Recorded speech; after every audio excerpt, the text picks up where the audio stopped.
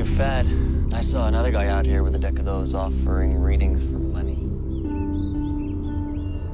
My choices create my destiny. Things aren't always as they seem. You better be careful. They look like you. I walked by a guy back there, just standing in the woods, waiting. You really don't get out much, do you? People don't come here for love or romance. They come here to get off. Noah! Whoa, you all right? The guy attacked me. You can't hide. What are we gonna do? Whatever we have to. Now, they are going to hear us when we run, so we have to be faster than they are.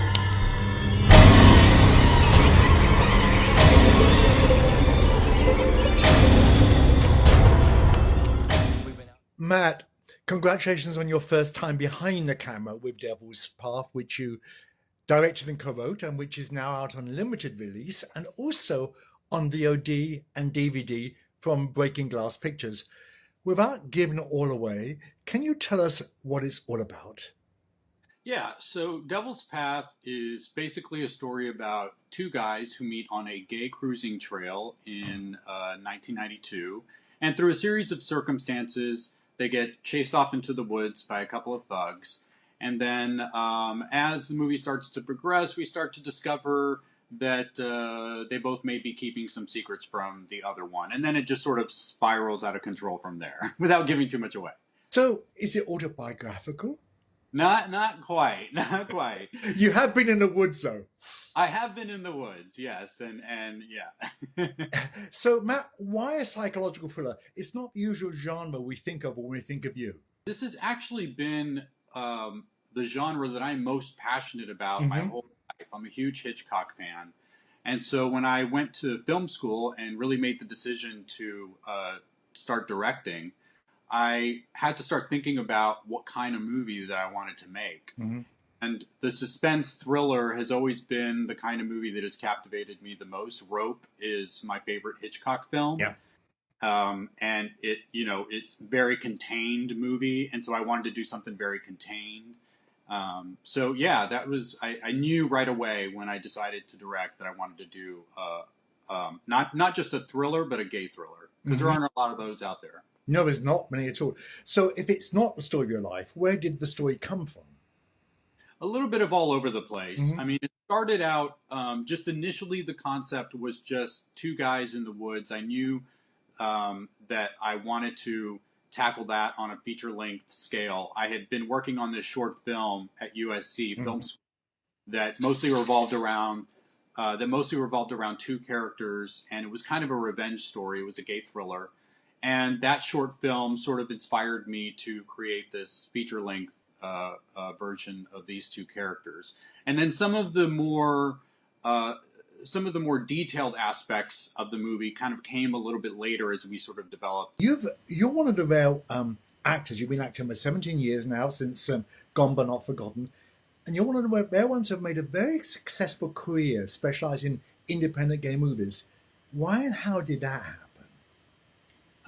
I sort of just stumbled into it, to be honest. I came to LA to be an actor, and that was what I was doing. And then I went to school, and then I dropped out of school, and then I went away for a little bit. And then when I came back to LA the second time, I was sort of reassessing what my path was as an actor, and I knew that it needed to be more than just me just being an actor. I knew that I wanted to be an actor that stood for something. And so then when Michael Akers and Sandenberg, who are the producers and the director and producer of Gone But Not Forgotten, took a chance on me, that sort of opened up the doors to this whole community of filmmakers and storytellers that were in the LGBT community that I knew I wanted to be a part of.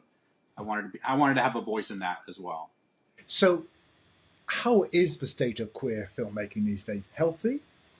Oh, I think it's very healthy. I'm an optimist, I think, at heart. And so I see the changes over the years that LGBT cinema is becoming more mainstream. There are a lot of much more high quality and movies that are of higher production value in LGBT cinema. We're having more mainstream actors coming on board with LGBT cinema. So I see it evolving. I think that eventually it's just going to be independent cinema, and there's LGBT, before it as a yes. We'll start playing straight roles. Yeah, exactly. Maybe. So I read somewhere you went back to school to get your MFA. Does this mean now you are a legitimate director? There'll be no more acting from you? I'll definitely always be an actor. In fact, I've been auditioning this past week, so I'm still acting. I'm still getting out there. I think that's probably always going to be something that's in my blood. But yeah, for the foreseeable future, my focus right now is mastering the craft of directing. And I'm really enjoying becoming a storyteller and contributing in this way to LGBT cinema. So I guess, for right now, I think, I'm going to focus a little bit more on directing and writing. Is there any of the films that you've acted in and your favorite films that would inspire you to make a new movie? One of the favorite movies that I worked on, because it's a thriller, was Pornography, a Thriller, which was written and directed by David Kittredge. Very sort of, interesting psychological thriller that's a little bit sort of Cronenbergish. Some would even say David Lynchian. Yeah. It's and so that's definitely a film that's inspired me. I think it's a very different film, and it's a bold film. So I like the idea of making bold films that maybe push the envelope just a little bit. And so I would say that's an inspiration for me. You also made a movie, I Want to Get Married, and then you did. Yes, I did. And you made 2 movies with your husband, Steve Callahan, and you even cast him in Devil's Path. What's it like working with him? You never know how that's going to turn out. It can go one way or the other working with your spouse. So we want the gossip. Yeah. So lucky for me, though, there really wasn't much gossip. It ended up being that it worked out really, really well. Thankfully, I'm not talking to you here about a separation. Yeah. But it was. He came on board as a producer, and just without him, the movie wouldn't have gotten made. He's just really good at getting things done. He has a lot of really great managerial skills and stuff, and he kept me in line too. I as a creative individual, you sort of end up going all over the place. So if there was any sort of conflict between us, I would say that it was him trying to keep me in line with just staying focused at the task at hand. So is he part of your filmmaking plans for the future? Yeah, absolutely. I think this was a bit of a test run. Devil's Path was, that is. And I think that it's safe to say that I won't do another movie without him producing it. Well, that's good. Is he in your room? So you're now promoting Devil's Path, which you'll be finished with soon. What can you talk about the next movie yet? There are a couple of things that I'm working on. I'm not really sure which one is going to be my next movie yet. The 2 that I'm working on right now are both thrillers. One of them is called Pullover, and it's about these 2 guys traveling across country through the desert, and one of the boyfriends goes missing, and so it's about the boyfriend, trying to find out what happened to him. That's sort of the nutshell of the story. And I can't say too much about the other one, but it's a cap. Yeah. So we may be sitting down talking to you in another year's time, or would it take longer, do you think, than that? Well, I would love to say in a year's time, but perhaps a little bit longer, but yeah, hopefully. Okay. Well, it's good to talk to you now, and congratulations on your movie, Devil's Path, which we loved, and people can go out and see it now or get it from home. Thank you so much. Yes, they can get it on Amazon or on iTunes right now. So thanks so much. And we're getting nowhere. But if we're going to get through this, we need to work together.